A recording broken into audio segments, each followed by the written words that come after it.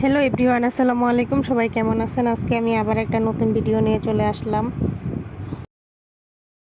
হাতে যেই ফলটা, এই ফলটা অনেকেই চিনে থাকেন। এই ফলটায় এক পিস বাজারে খাইতে গেলে 20 টাকা গাইস। ওই যে মানুষ বলে না, মানুষের বাড়ির পিঠা খাইতে বড় মিঠা, আসলেই তাই। বাজারেরটা খাইতে অন্যরকম স্বাদ, বাসায় যখন অমন করে বানাই কিন্তু একেবারেই ওদের মতো হয় না, ওদের মতো স্বাদও লাগে না। এই তো আমি আজকে আমরা ভর্তা বানাই দেখাবো আপনাদেরকে। আমি প্রথমে আমড়াগুলো সুন্দরভাবে ছিলে নিতেছি।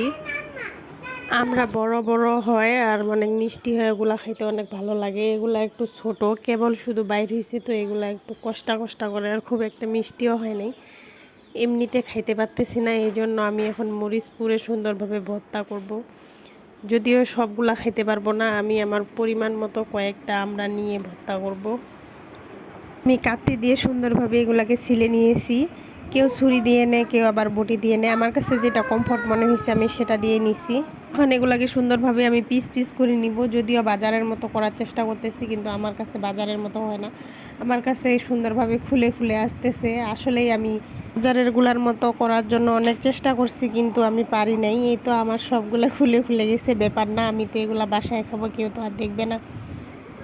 যতই সুন্দরভাবে আর পরিপাটিভাবে কাজ করতে চাই না কেন, একটা না একটা ভুল থাকেই যায়। এই যে এগুলো আমি কাটতেছি, কিন্তু এগুলো আমার ধুয়ে কাটা দরকার ছিল। আমার একটুও মাথায় ছিল না যে এগুলাকে আমি ধুয়ে কাটি। এই তো আমার কাটা ফাটা শেষ। এখন আমার মনে পড়ছে, এগুলাকে যে আমি ধুই নেই। এখন আমি পানি নিছি ডিশের মধ্যে।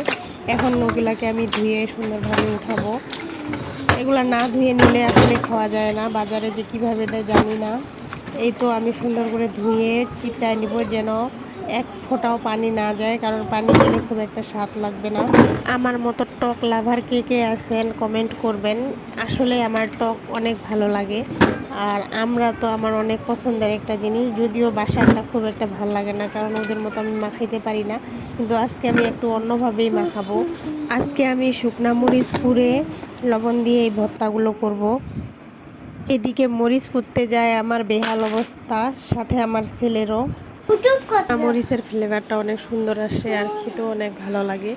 এই তো আমি শুধু পুরা মরিচ আর একটু পরিমাণ মতো লবণ দিয়ে নিছি। এখন সুন্দরভাবে মাখাবো। আমরা মাখা কার কার পছন্দ সবাই একটু কমেন্ট করে জানাবেন। এই তো আমার মাখামাখি প্রায় কমপ্লিট। মাখানোর পর অনেকটাই ভালো লাগছে। আমড়াটা যদি আর একটু মিষ্টি থাকতো তাহলে ভালো লাগতো।